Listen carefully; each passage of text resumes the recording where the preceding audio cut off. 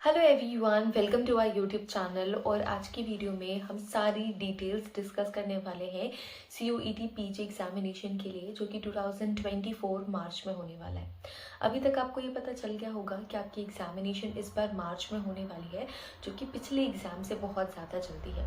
Application form already release हो चुके हैं। मुझे बहुत सारी क्वेरीज आई हैं कि CUET पीजी एग्जामिनेशन है क्या।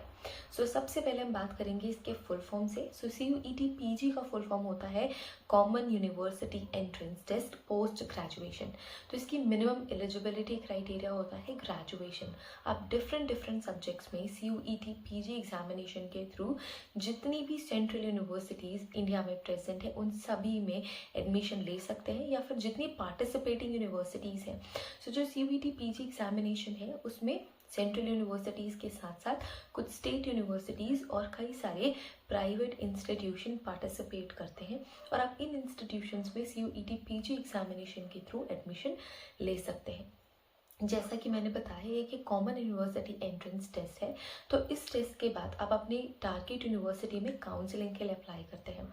तो ये 2 स्टेजेस में आपकी एडमिशन प्रोसेस तक पहुंचती है। सबसे पहले आपको एग्जामिनेशन देना होता है, और अगर आप एक स्पेसिफिक क्राइटेरिया को फुलफिल करते हैं, मतलब अगर आप मेरिट लिस्ट में मेरिट लिस्ट को क्रॉस करते हैं या फिर मेरिट लिस्ट के अकॉर्डिंग आपके मार्क्स अच्छे आते हैं, तब फिर आप काउंसलिंग में जाते हैं। काउंसलिंग होने के बाद आप अपने डिजायर्ड यूनिवर्सिटी में एडमिशन ले सकते हैं। तो ये एक पोस्ट ग्रेजुएशन एंट्रेंस एग्जामिनेशन है। मैंने एक सेपरेट वीडियो में ऑलरेडी पार्टिसिपेटिंग यूनिवर्सिटीज़ डिस्कस करी है, लेकिन अगर आप टारगेट कर रहे हैं सेंट्रल यूनिवर्सिटीज़ को, तो ये एग्ज़ाम आपकी सेंट्रल यूनिवर्सिटीज़ में एडमिशन लेने का जो ड्रीम है वो ज़रूर फुलफिल कराएगी। अब कुछ इंपॉर्टेंट बात है CUET पीजी से रिलेटेड कि ये जो एग्जामिनेशन है वो 2 सेक्शंस में डिवाइडेड है, सेक्शन ए और सेक्शन बी। सेक्शन बी आपका सब्जेक्ट स्पेसिफिक होता है, जिसमें 4 से ज़्यादा सब्जेक्ट आप चूज़ नहीं कर सकते।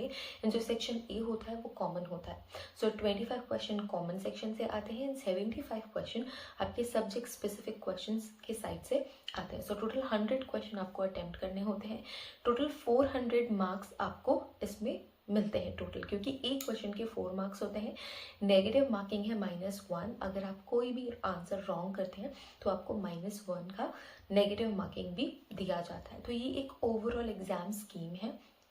इसके अलावा जो एग्जामिनेशन है वो डिफरेंट शिफ्ट्स में होती है, तो वो आपके एडमिट कार्ड में मेंशन रहेगा। तो ये कुछ बेसिक बातें थी जो कि बच्चे कंफ्यूज हो रहे थे related to CUET PG examination.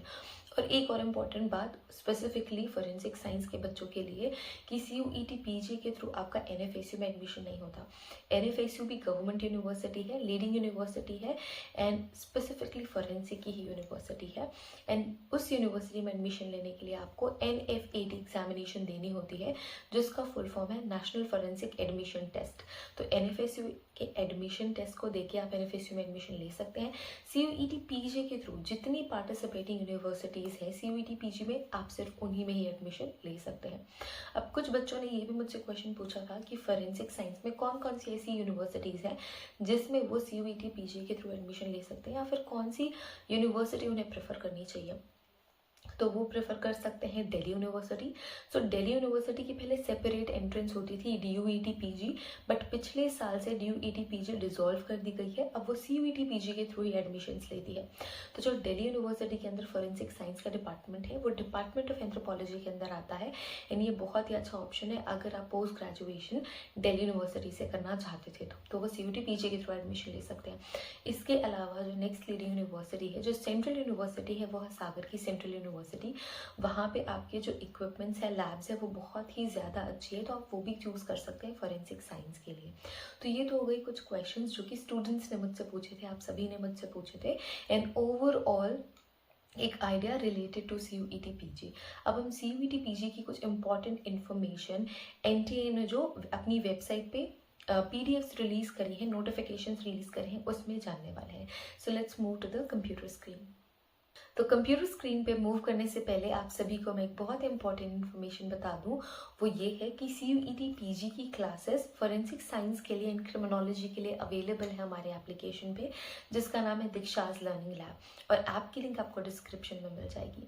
जब आप हमारी क्लासेस ज्वाइन करेंगे तो आपको मिलेंगे video lectures, PDF study material, mock test and sample papers, जिससे आपकी प्रिपरेशन 100% अच्छी हो जाएगी और आप एग्जाम ज़रूर क्रैक करेंगे। अगर आप एस्पायर कर रहे हैं NFSU NFAT एग्जामिनेशन के लिए तो उसकी भी सेपरेट क्लासेस हमारे एप्लीकेशन पे अवेलेबल है। तो जैसे ही आप डिस्क्रिप्शन चेक करेंगे आपको एप्लीकेशन की लिंक मिल जाएगी, CUET PG कोर्स की लिंक भी मिल जाएगी, और NFSU NFAT एग्जामिनेशन की भी जो लिंक है वो डिस्क्रिप्शन में ऐड कर दूंगी, जिससे कि आप रीडायरेक्ट हो जाएंगे हमारे कोर्सेज में। So do check that out. Okay everyone, so screen में आपको दिख रही है NTA की ऑफिशियल नोटिफिकेशन। तो एक पब्लिक नोटिफिकेशन है जो कि 26 दिसंबर 2023 से ही रिलीज हो चुकी है। सब्जेक्ट यहाँ पे ऑलरेडी लिखा हुआ है, invitation of online application for common university entrance test CUET PG post graduation के लिए है, इसलिए फॉर 2024। अब यहाँ पे कुछ इंपॉर्टेंट डेट्स हैं जो कि आपको याद रखनी है, और हो सके तो आपको रिमाइंडर भी लगा लेना है अपने फ़ोन में। सो जो ऑनलाइन एप्लीकेशन फॉर्म है वो 26 दिसंबर से 24 जनवरी तक के लिए ओपन है, मतलब अभी कुछ ही टाइम बचा हुआ है आपके फॉर्म फिल करने के लिए। सो 24 जनवरी 2024 लास्ट डे है, तो आप ये अज्यूम करो कि 23 जनवरी 2024 आपका लास्ट डेट होने वाला है, क्योंकि जो लास्ट डेट होती है, जो ऑफिशियल लास्ट डेट होती है, फॉर एग्जांपल 24 जनवरी, इस दिन बहुत ज़्यादा क्राउड होता है फॉर्म फिल करने के लिए, और बार बार जो वेबसाइट है वो क्रैश हो जाती है, आप बार बार फॉर्म फिल नहीं कर पाओगे, और इस वजह से बहुत सारे बच्चे ऐसे होते हैं जो फॉर्म फिल नहीं कर पाते। तो आप एक दिन पहले ये अज्यूम करो कि ये लास्ट डेट है। इसके साथ ही साथ जो फ़ी पेमेंट करने की लास्ट डेट है वो 25 जनवरी की है 2024, और ये भी तब होगा जब आपने ऑलरेडी फॉर्म फिल कर लिया है। अगर आपने फॉर्म फिल नहीं किया है और आप सोच रहे हो कि 25 तक जनवरी तक हो जाएगा, तो ऐसा नहीं है। अगर आपने कंप्लीट फॉर्म फिल कर लिया है 24 जनवरी को, तब ही जाके सिर्फ अगर पेमेंट बच गई है तो आप 25 जनवरी को कर सकते हैं, and 25 January 11:50 PM is the last date. अब इसके बाद कई सारे स्टूडेंट्स ऐसे भी हैं जो फॉर्म फिल करने में गलतियां कर देते हैं, गड़बड़ कर देते हैं, तो उसके रिकरेक्शन के लिए विंडो ओपन होती है जो कि 27 जनवरी से 29 जनवरी तक होने वाली है। सो 27 जनवरी से 29 जनवरी तक जो भी मिस्टेक्स आपने फॉर्म फिल करने में करी है वो आप रिकरेक्ट कर सकते हो इस करेक्शन विंडो के थ्रू।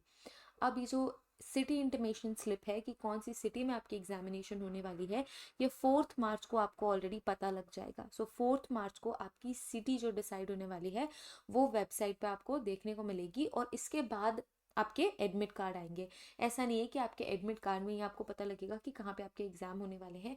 एडमिट कार्ड के पहले पहले अराउंड 4 मार्च आपकी सिटी इंटीमेशन स्लिप वेबसाइट पे अवेलेबल हो जाएगी, और अराउंड 7 मार्च 2024 को आपके एडमिट कार्ड्स भी आपको मिल जाएंगे। अब डिफरेंट एग्जामिनेशंस जो डिफरेंट सब्जेक्ट्स के हैं वो शुरू हो जाएंगी 11 मार्च से 28 मार्च तक। ठीक है, देखो कितने कम टाइम पहले आपके एडमिट कार्ड आ रहे हैं, तो बच्चे बहुत ज़्यादा पैनिक करने लग जाते हैं कि 3-4 दिन बाद हमारा पेपर है, हमारे तो एडमिट कार्ड नहीं आया। तो NTA का अब यही ट्रेंड हो चुका है कि आपको 3-4 दिन पहले ही एडमिट कार्ड मिलते हैं। इसी वजह से पहले सिटी ये बता देते हैं, सो दैट अगर आपको ट्रैवल करना है कहीं पे एग्जाम देने के लिए तो आप वहाँ पे जा सके। 11 मार्च 2024 से लेके 28 मार्च 2024 के बीच में आपके सारे के सारे CUET PG के एग्जामिनेशन हो जाएंगे। इसके बाद जो आंसर की है, एक्सपेक्टेशन यही है कि 4 अप्रैल 2024 तक सारे के सारे सब्जेक्ट्स के आंसर की आपको वेबसाइट पे अवेलेबल हो जाएंगे। अब जैसे कि आपको पता है प्रीवियस ट्रेंड के अकॉर्डिंग जब कभी भी आंसर की रिलीज करी जाती है तो कई सारे आंसर्स ऐसे होते हैं जो कि मॉडल आंसर के तौर पे भी गलत होते हैं, तो बच्चे उन्हें क्या कर सकते हैं, चैलेंज कर सकते हैं। अगर आपको आंसर की को चैलेंज करना है कि आपने तो हमें गलत आंसर की बताई है, तो आंसर की भी चैलेंज कर सकते हो आप 4 अप्रैल 2024 को ही। ओके, इसके अलावा जो ड्यूरेशन है शिफ्ट की, कब कब होगा, 3 शिफ्ट में पेपर होने वाला है। सो मॉर्निंग, आफ्टरनून, इवनिंग के 3 शिफ्ट होंगे। आपके जो एडमिट कार्ड होगा उसमें आपके शिफ्ट की इन्फॉर्मेशन होगी कि कौन से शिफ्ट में कौन सी टाइमिंग पे आपकी एग्जामिनेशन होने वाली है। इसके अलावा जो पूरा का पूरा टोटल टाइमिंग है आपके एग्जामिनेशन की, वो 1 घंटे 45 मिनट की होगी, मतलब 1 आवर 45 मिनट्स की होगी। अगर हम मिनट्स में सिर्फ बात करें तो 105 मिनट्स आपके पास होंगे। जो टाइमिंग ऑफ एग्जामिनेशन है वो आपके वेबसाइट में ही आपको मिलेंगे। शिफ्ट और टाइमिंग ये सारे के सारे आपको आपके एडमिट कार्ड में मिलेंगे। अगर आपको कोई भी इंपॉर्टेंट इन्फॉर्मेशन चेक करनी है तो 2 वेबसाइट यहाँ पे ऑलरेडी दिए हुए हैं। nta.ac.in पे भी आप जाके चेक कर सकते हो, या फिर pgcuet.samart.ac.in पे भी आप चेक कर सकते हो अगर कोई भी न्यू नोटिफिकेशन CUET PG से रिलेटेड है तो। ठीक है, सो ये सारी की सारी इंपॉर्टेंट इन्फॉर्मेशन जो आपको याद रखनी है, बहुत इंपॉर्टेंट डेट्स है, बहुत इंपॉर्टेंट टाइमिंग्स है, आपको फॉर्म फिल करना है, आपको फ़ी भी पे करनी है। इसके अलावा आपके एग्ज़ाम से रिलेटेड, एग्ज़ाम टाइमिंग से रिलेटेड ये सारी की सारी इन्फॉर्मेशन आपको याद रखनी है। ओके, इसके अलावा जो आप फ़ी पेमेंट है वो आप किसी भी मेथड के थ्रू फ़ी पे कर सकते हैं। इसके साथ ही साथ अगर आपको NTA से कोई हेल्प चाहिए, कोई क्वेश्चन है, क्वेरी है जो कि आप NTA से डायरेक्ट पूछना चाहते हो, तो आप हेल्प डेस्क के इस नंबर पे फ़ोन कर सकते हो।